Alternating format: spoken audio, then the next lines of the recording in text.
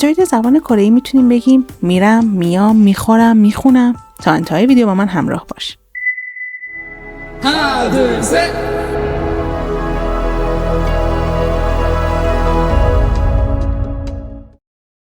سلام دوستان، به چنل یوتیوب من بیبی شیر خوش اومدین. تو این ویدیو میخوام در مورد صرف افعال در زمان حال به زبان کره‌ای براتون بگم. قبل از اینکه بخوایم مبحث رو شروع بکنیم لازمه که بگم 2 ویدیو پیش نیاز این ویدیو هستش که اگه دیده باشین که خوبه، ولی اگه ندیدین پیشنهاد میکنم حتما اونا رو قبلش ببینین، چون یک سری نکات با این نکاتی که قراره تو این ویدیو بگم شباهت داره. لینک ویدیوهایی که مناسب این ویدیو هستن رو براتون میذارم که یکیش قوانین تلفظی در زبان کره‌ایه. یه ویدیویی هم که قبلا گذاشتم در مورد این بوده که چطوری خودمون در زبان کره‌ای معرفی بکنیم که خیلی شباهت‌های زیادی با نکاتی که قراره تو این ویدیو بگم داره. خب تو این اسلایدی که می‌بینیم 2 نوع فعل در زبان کره‌ای وجود داره. یکیش افعال حرکتیه و دومیش افعال صفتی که به کره‌ای میشه به ترتیب تونگسا و هیونگیونگسا و اینها رو با 2 نماد وی و ای نشون میدیم. از این به بعد چون توی گرامرها وقتی بخوایم خلاصه تر اینا رو بنویسیم، وی که نماد همون ورب انگلیسیه و ای که نماد ادجکتیوه. از طریق همین متوجه میشیم که در زبان انگلیسی اگه بخوایم ترجمهشون بکنیم افعال صفتی به عنوان صفت یاد میشن، ولی در زبان کره‌ای صفت‌ها به نوعی فعل هستن و در نقش صفت اگه بخوام بیان گرامر خاص خودشونو داره. افعال حرکتی مثل چی؟ مثل کادا و مگدا.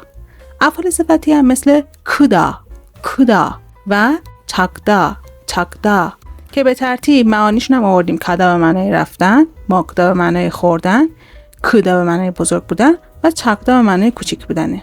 نکته‌ای که وجود داره اینه که این 4 کلمه‌ای که شما می‌بینید در واقع فعل نیستن و حالت مصدر فعل هستن. در زبان فارسی هم داریم مثل رفتن، آمدن، خوردن، خوابیدن. همین که نه آخرشون وجود داره نشون دهنده مصدر بودنه و مصدرها فعل نیستن. پس چطوری میتونیم که از مصدرها فعلا رو صرفشون بکنیم؟ تو این اسلاید دوم هر 4 فعل رو آوردم که یه بخشش هم اتفاقا تکراریه و توی ویدیویی که لینکشو میذارم قبلا یه اشاره بهش کردم، دوباره هم اینجا میگم. خب هر 4 فعل کادا، مگدا و کودا و چاکدا رو میاریم. وقتی که اینها حالت مصدری ان و آخرشون دا وجود داره، همین نماد مصدری بودنشونه، یعنی تشخیصشون خیلی راحته. وقتی که دا رو خط بزنیم از همشون اون چیزی که میمونه ریشه فعل ما محسوب میشه، یعنی کادا ریشش میشه کا، مگدا ریشش میشه مگ، کودا ریشش میشه کو و چاکدا ریشش میشه چاک. و حالا این ریشه های این مصدری که گفته بودیم آمادن برای صرف فعلمون، یعنی گرامرهای مختلفی که ما داشته باشیم که بخوایم صرف فعلا رو با اونها انجام بدیم یا میخواد گرامر این رو بهمون نشون بده، اول از همه باید این دا رو خط بزنیم و از حالت مصدری اینا در بیان تا ریشه رو داشته باشیم. قبل از اینکه بخوایم نکته گرامریمون رو شروع کنیم به گفتن، بهتره که چند تا فعل پرکاربرد رو با هم بدونیم، هم توی دسته تونگساها و هم دسته هیونگیونگسا. خب اول میریم سراغ دسته سمت چپ یا همون تونگسا، افعال حرکتی. اول میخونمشون، بعد از خوندن و تمام شدنشون معنیاشون هم کنارشون میاریم.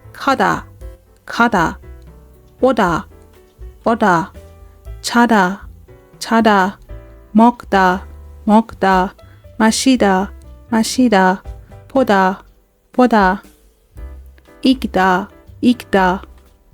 و افعال هیونگیونگسا چوتا، کودا، چاکدا، مانتا، توکدا، سادا،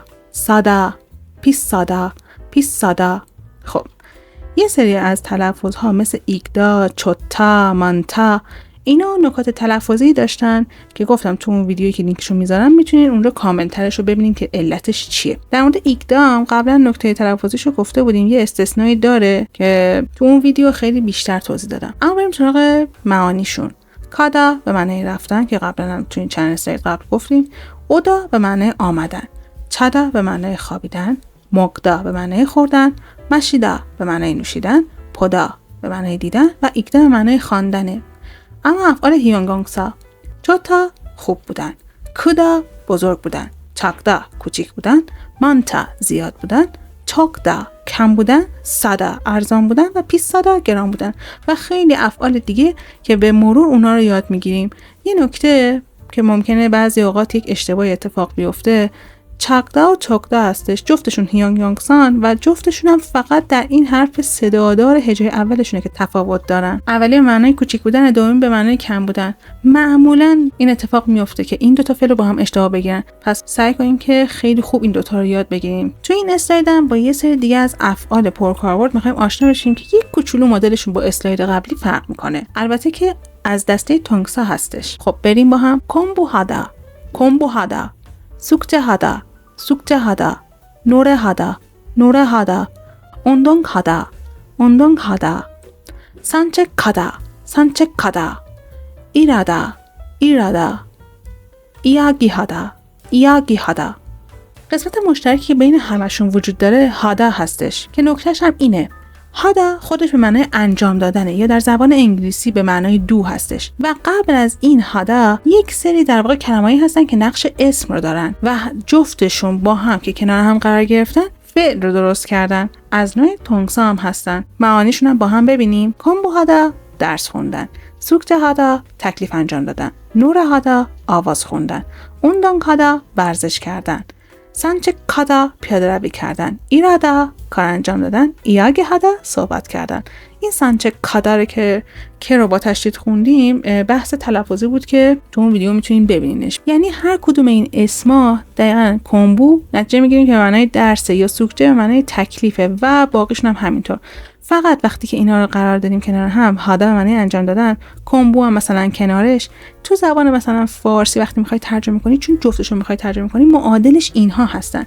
ولی به صورت جدا جدا گفتم که چه معنی میده. تکیهای این کلمات که نقش اسم دادن اینجا وجود داره و هادا هم که اینجا هستش. خب بریم تو این اسلاید که آماده بشیم واسه گرامر یاد گرفتن. یکی از ساده ترین گرامرها در زبان کره‌ایه. البته اینا بگم که فقط واسه زمان حال استفاده میشه. بریم با هم نکتهش رو ببینیم. این که گفتم ورب یا ادجکتیو همون نماد افعال صفتی و حرکتی که واسه آسونیش این رو جایگزین کردیم. فقط قبلش یه نکته که می‌بینیم اینه. گفته پدچیم دار و پدچیم ندار. منظورش چیه؟ یعنی اینکه اون فعل ما اگه پدچیم داشته باشه از همین قاعده خط اول باید استفاده کنیم. اگه نداشته باشه از قاعده خط پایینی، این دومیه، باید استفاده کنیم. اسم گرامرش هم معمولا اینطوری میگن: بنیدا و سومنیدا. یعنی این به و سوم یکی از اینا باید استفاده بشه. نیدا هم در جفتشون مشترکه که اینجا می‌بینیم دقیقاً. یه مثال ببینیم ازشون که بهتر واسمون جا بیفته. توی فعلی که پدچیم داشته باشه مثل چاکدا که به معنای کوچیک بودن بود، وقتی که بخوای این زمان حال رو براش بسازی از سومنیدا استفاده می‌کنی. قبلش باید چیکار کنی؟ چون حالت مصدری داره دا رو حذف می‌کنیم و چک به عنوان ریشه فعل میمونه. حالا با سومنیدا جمع می‌کنیم میشه چکسومنیدا، چکسومنیدا. در مورد خط پایین مثالی که وجود داره کادا هستش. خیلی راحته. کادا یعنی رفتن. در رو خط میزنیم کا میمونه و وقتی میخوای جمعش کنی با بنیدا درستش خونده میشه کامنیدا، کامنیدا. یعنی به اینجا خونده نمیشه، م خونده میشه. اینم جزو نکات تلفظی که تو اون ویدیو قبلی گفتم. این گرامر به ریشه فعل میچسبه. یعنی ببینید بین اون ریشه فعل و اون قسمتی که مال گرامر بوده هیچ فاصله وجود نداره و پشت سر هم جفتشون چسبیدن. نکته دوم اینه که وقتی میخوایم ترجمه کنیم این افعال رو به صورت محترمانه و کتابیه. مثلا همین وقتی میخوایم بگیم میروم، میخورد، مثلا نمیگیم میخوره، یا کوچک است. کوچیکه نمیتونیم بگیم مثلا واسه ترجمهش در زبان فارسی. این نکتهشه. ثانیاً این که توی ویدیوی دیگه که قبلا گفته بودم اینه که در زبان کره ما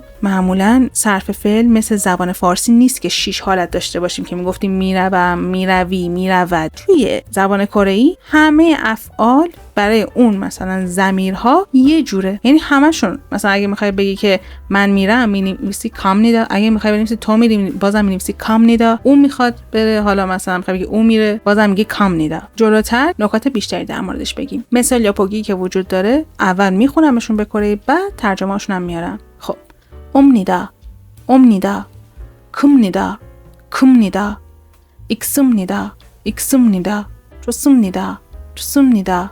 معنیاشون هم میارم. البته این رو بگم که نکته‌ای داره. فعلا این رو در نظر بگیریم. مثلا میگم اومنیدا معنی می آیم. کومنیدا یعنی بزرگ است. حالا چون گفتیم کتابیه ترجمه‌شو از قصد اینطوری آوردم. و اینا حالا اگه بخوام راحت بگم میگیم بزرگه. ایکسومنیدا میخواند. چوسومنیدا خوب هستی یا خوبی. این شکلی. نکته: تشخیص از جمله قبل و بعد برای ترجمه حواسون باید باشه بهش. یعنی معمولا در زبان کره‌ای قبل از افعال ضمیری نمیارن که بخوام بگن کی این کارو کرده. معمولا اگه تو گفتگو باشه که خطاب میکنن و میگن کی، یا قبلش یا بعدش در موردش صحبت میکنن. تو متنم همینه. به خاطر همین این ترجمه های مثالی که آوردم و اینا شما ممکنه جور دیگه ای ترجمهش بکنی. فقط حواسمون باید باشه که اینها برای زمان حال هستن. حالا ضمیرش رو هر جور می‌خوای تو ذهنت تغییر بده. چون اینجا ضمیری نیاوردم، آزادی واسه ترجمهش. اما تو این اسلاید می‌خوایم ببینیم که گرامری که یاد گرفتیم حالت پرسشیش چه شکلیه. اصلا چیز عجیب غریبی نیست. خیلی راحته. همونطور شکلش رو آوردیم. فقط نکته‌ای که داره سومنیدا بنیدا تبدیل شدن به سومنیگا و بنیگا. یعنی به جای دا تبدیل شده به گا و یه علامت سوال هم اومده. خیلی راحت. مثالش هم آوردیم. همون مثال قبلی. چاکدا دا خط میخوره با سومنیگا جمع میشه چک سومنیگا و کادا با بنیگا جمع میشه کامنیگا. نکته حالت پرسشی یه چیزی که باید رعایت بکنیم اینه که حتما باید اینتونیشنمون یا همون لحنمون رایزینگ باشه، یعنی به سمت بالا باید بگیمش و زمانی که میخوای جواب بدی لحنت میاد پایین. این تفاوت خیلی بارزیه که توی حالت پرسشی و خبری میتونیم که رعایتش بکنیم. برای مثال پوگی که داریم میگیم چا سومنیگا نه چا سومنیدا، کمنیگا نه کمنیدا. اینطوری ترجمهش کردیم. گفتیم خوبی؟ بله خوبم. یا مثلا بزرگه؟ بله بزرگه. نکته دیگه افعالی که هادا دار بودن، یعنی هادا داشتن، تو چند اسلاید قبلی گفتیم اونا هم اگه بخوان صرف فعلشون اتفاق بیفته با این گرامر بنیدا و سومنیدا از این خط پایینی باید استفاده بکنی. چه واسه سوالش، چه واسه این که تو بخوای به صورت خبری اون رو بیان کنی یا صرفش کنی. طبیعتاً این بخش افعالی که هادا داشتن همون هادا رو باید صرفش بکنیم و چون پدچیم نداره پس از این مورد دومی چه توی سوال چه توی جواب باید استفاده بشه. به همین راحتی ما الان یه گرامر رو یاد گرفتیم که خیلی کاربردی و راحت هم هست. بریم سراغ گرامر بعدی که اون هم اتفاقا مال زمان حاله. فقط نوشتم مورد سوم. یعنی قبلی که یاد گرفتیم مورد اول از زمان حال بود، این یکی مورد سوم از زمان حاله. خب یه سوال مورد دومش کجاست؟ مورد دومش توی یه پارت جداگونه اون رو ضبط کردم و آپلود میکنم براتون. فقط چون نکتهش خیلی بیشتره و البته دقتمونم باید روش بیشتر باشه، در این حال که میخواستم حجم فیلم هم بالا نره و مدت زمان زیادی رو نخواین براش بذارین که راحت تر بتونین یاد بگیرین و خسته هم نشین، در این حال اون رو جداگونه ضبط کردم که هفته بعد آپلود میشه. فقط نکتهش خیلی خیلی کاربردیه. یعنی یه جوری باید اون رو یاد بگیریم از این دو مورد کاربردی تره، شاید بیشتر اونو به چشمتون بخوره توی زبان کره. و نکته‌ای که می‌خواستم در موردش بگم اینه که توی گرامرهای آینده بیشتر باید به اون گرامر رجوع کنیم. اما بریم سراغ گرامر بعدی که با عنوان مورد سوم از زمان حال تعریفش کردیم. اسم گرامر هست اوسیو. خب یعنی چی که کنارش پرانتز وجود داره ولی خب قسمت بعدیش این پرانتز وجود نداره؟ علتش اینجاست. تعریف میکنیم دوباره برای افعالی که پدچیم داشته باشن یا نداشته باشن. این که صفتی یا حرکتی هم باشه فرق نمیکنه، از این گرامر تبعیت میشه براشون. اگه پدچیم داشته باشه از اوسیو استفاده میکنیم و اگه نداشته باشه از سیو استفاده میکنیم. پس قضیهش اینه، یعنی او همیشه نیستش. این نکتهش بود که باید رعایت بکنیم، به خاطر همین کنارش پرانتز وجود داره. اما مثالش چیه؟ فعلی که پدچیم داشته باشه ایکدا، خب به معنای خواندن بود. دا رو خط میزنیم میمونه ای. پدچیم داره دیگه، اوسیو رو بهش اضافه میکنیم و میشه ایلگوسیو. ایلگوسیو. لمون پایین گ رفت، برای تلفظ جایگزین این حرف دایره‌ای شد. کادا هم داش رو خط میزنیم و میشه کاسیو. کاسیو. نکته که وجود داره اینه که این گرامر به ریشه فعل میچسبه، یعنی هیچ فاصله بین ریشه فعل و این گرامر وجود نداره. نکته خیلی مهمترش اینه که شما وقتی میخوای ترجمهش بکنی یادت باشه زمان حال درست خیلی محترمانه است ولی محافظ است. پس مورد دومی که گفتم توی ویدیوی بعدی قراره بگمش، اون یه چیزی بین این گرامر و گرامر قبلیه، یعنی اون محترمانه است و محاوره و خیلی کاربردی تر. خب تو این اسلاید میخوام یک سری افعال استثنا رو تو این گرامر بگیم. همین چند مورد هم هست، زیاد هم نیست. یه تعداد مورد دیگه که دیگه خیلی کمتر از این هاست هم جلوتر در موردش میگیم، ولی فعلا اینا رو چون باهاش بیشتر سر کار داریم اینجا میگمشون. یعنی چی حالت استثنا؟ یعنی اینکه این 4 تا فعلی سمت چپ جدول وجود داره، وقتی میخوان که با این گرامر بسازیشون شکلشون فرق میکنه. مثلا میگم فعل مقدا و مشیدا حالت خیلی محترمانه با این گرامر میشه توسیو. توسیو. یا مثلا فعل بعدی چادا میشه چوموسیو. چوموسیو. یا مثلا مرادا میشه ماتسوماسیو. ماتسوماسیو. یا ایدا میشه کسیو. کسیو. این نکته تلفظی البته استثناست. این که چرا با این حرف ی کیه خونده نمیشه، مثلا این یه استثناست. و همیشه هر وقت اینو دیدین، این هجا رو دیدین که که بود و حرف صدا داره یه بود، همیشه که خونده میشه. یه درش وجود نداره برای تلفظ این. معنیشون چی میشه؟ ماکدا که یعنی خوردن، مشیدا به معنی نوشیدن، چادا به معنی خوابیدن، مرادا به معنی صحبت کردن و ایدا به معنی داشتن وجود داشتنه. منظور از داشتن یعنی که مثلا میگم من این کلاهو دارم، یا مثلا میگی این مداد وجود داره. منظورش اینه. اتفاقا فعل خیلی پرکاربردیه ولی یکم مبحثش بیشتره، به خاطر همین اینجا در موردش صحبت نمی‌کنم. تو ویدیوهای آینده حتما میگم. اگه بخوایم اینا رو تو فارسی ترجمه کنیم چی میشه؟ مثلا توسیو بخوای خیلی محترمانش بگی میشه مثلا میل میکنن یا همچین چیزی. چوموسیو حالا میخوابن، یا مثلا مالسیماسیو صحبت میکنن، یا کیسیو دارن یا وجود دارن. میدونی یه سریاش هم ما حالا معادل آنچانی واسش نداریم، ولی فقط بدونیم که خیلی محترمانه است. معمولا هم تو ترجمه اگه ببینی این افعال رو برای دوم شخص و سوم شخص میارن، حالا چه فرد چه جمع. همش هم به صورت فارسی اگه بخوای ترجمه کنی جمع ترجمه میشه. مثلا میگیم تو در فارسی، ولی اگه خیلی محترمانش بکنیم میگیم شما. به همون نسبت هم شما وقتی میخوای فعلا رو به اون فرد نسبت بدی با دوم شخص سوم شخص جمع معمولا میگیش دیگه شما و آنها. مثلا یه نکته ریز دیگه هم که بخوام اینجا فقط اشاره کوچولو بهش بکنم اینه که این یک کاربرد اولیه است از این گرامر. بعدن که جلوتر میریم یه کاربرد دیگه از این گرامر رو هم میبینیم، ولی فعلا در موردش صحبتی نمیکنم. بریم با هم مثالاشو ببینیم. تو این اسلاید یه سری مثال یاپوگی آوردیم در مورد گرامر. آمانینن کوپیرر تو سیو هوسوانن 말씀하세요. 아버지는 주무세요. 왜 할아버지는 안경을 끼세요?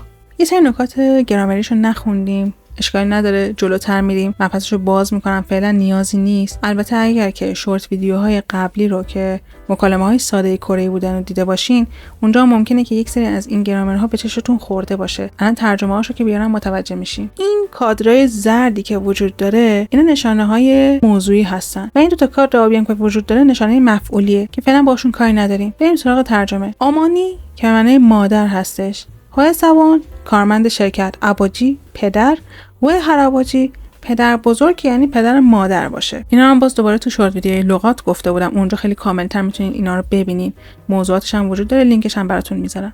خب کپی به معنی قهوه است، توسه هم که میل کردن، پس معنیش میشه مادرم مثلا قهوه رو میل میکنن، مادرم یا مادرتون یا مادرشون یا همچین چیزی قهوه رو میل میکنن. یعنی در هر صورت هر کدوم اینا باشه ترجمه فعل این میشه کلا. یا بعدی کارمند شرکت صحبت میکنن، یا مثلا مورد بعدی پدرم خوابن یا پدرتون یا پدرشون هر کدوم خواب هستن. مورد آخرم پدر بزرگم عینک دارن، یعنی آنکیونگ به معنی عینکه. مثلا پدر بزرگم عینک دارن یا حالا پدر بزرگ هر کسی فرق نمیکنه. گفتیم تشخیص این برای ترجمه از جمله قبل و بعدشه. و اما اسلاید آخر که حالت پرسشی این گرامر رو میخوایم بگیم، چیز عجیب غریبی نیست، خیلی راحته. فقط باید به اوسیو و سیو یه علامت سوال اضافه بکنیم و لحنمون رو هم به سمت بالا ببریم. مثالش هم ایگدا کادا بود، دا رو خط میزنیم از جفتشون و ایگ به اوسیو و کا به سیو اضافه میشه. به ترتیب هم پرسش اگه بخوایم بگیم میشه ایلگوسیو ایلگوسیو کاسیو کاسیو. مثال یاپوگی که وجود داره از همون جملات اسلاید قبلیه، بخاطر همین ترجمه‌اشو دیگه نیاوردم. هر جور که بخواید میتونید ترجمه کنید، فقط باید قاعده‌شو یادمون باشه که هم زمان حاله و هم حالت خیلی محترمانه است. البته اینکه محاوره هم هستش. بخونمش. هوسوانن 말씀하세요. نه، هوسوانن 말씀하세요. آمانینن 커피를 드세요. نه، آمانینن 커피를 드세요. به همین راحتی. اینجا دیگه نیاوردمش، ولی خودتون میدونین که فعلایی هم که هادا داشته باشن اونا هم وقت بخوان که تو این گرامر صرف بشن، باز دوباره چون پچی نداره از همین خط پایینیشون استفاده میشه، چه تو سوالی چه توی جملات خبری یا حالا جوابشون. و طبیعتاً هادا تبدیل میشه به هاسیو هاسیو هاسیو. درست شد؟ اینم از این. مرسی که تا آخر ویدیو همراه من بودین. امیدوارم که مطالب براتون مفید و کاربردی بوده باشه. خوشحال میشم که نظرات، پیشنهادات، انتقاداتتون رو در قالب کامنت ها بهم بگین. دوست دارم ارتباطمون رو اینطوری با هم داشته باشیم. راستی ما اینجا تا با هم یاد بگیریم. به چنل تلگراممون هم سر بزنین. اونجا هم یک سری مثال ها و مطالب معمولا تکمیلی رو میذارم براتون. میتونیم تعاملمون رو اونجا هم با هم داشته باشیم. مرسی که لایک و سابسکرایب و فعال کردن زنگوله هم برامون انجام میدین. مواظب خودتونم باشین. تا ویدیوی بعدی، خدافظ.